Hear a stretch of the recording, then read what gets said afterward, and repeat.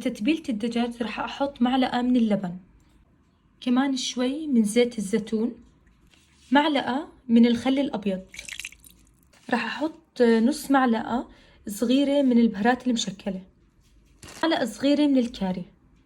أنا بحط شوي من الشطة طبعا حسب شو ما بدكم تضيفوها أو لا، هي اختيارية. ربع معلقة صغيرة من الزنجبيل، معلقة صغيرة من الثوم، ربع معلقة صغيرة من الفلفل الأسود، كمان راح أحط ربع معلقة صغيرة من الهيل المطحون، معلقة صغيرة من البابريكا، صغيرة من الملح. وهلا بنبلش نحركهم.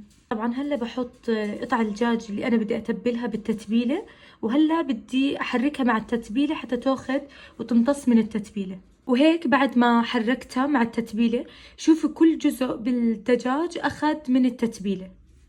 على جنب أنا حطيت فليفلة، قطعت بصل وجزر، شوية جزر وفلفل حار، وكمان قطعت بطاطا على شكل مكعبات.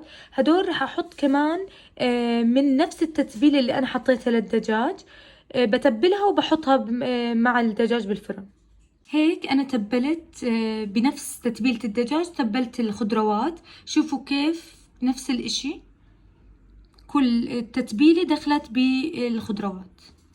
بالصينية أنا راح حطيت ورق الزبدة، فهلا راح أبلش أحط الخضروات اللي أنا تبلتها. أنا لهي الصينية فيها زي معاها زي شبك، هذا الشبك اللي راح أحط عليه قطع الدجاج اللي أنا تبلتها وجهزتها. هلا أنا حطيت القطع، شوفوا كيف هيك منظر الصينية.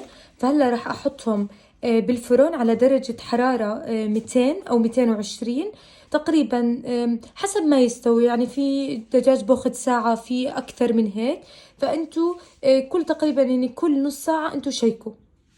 كمان شغلة إنه عشان أصلا الدجاج إنه ما ياخد وقت كثير بالفرن، أنا بحط عليه قصدير، يعني بحط على الصينية قصدير، بحسه إنه بيستوي أسرع وأحسن.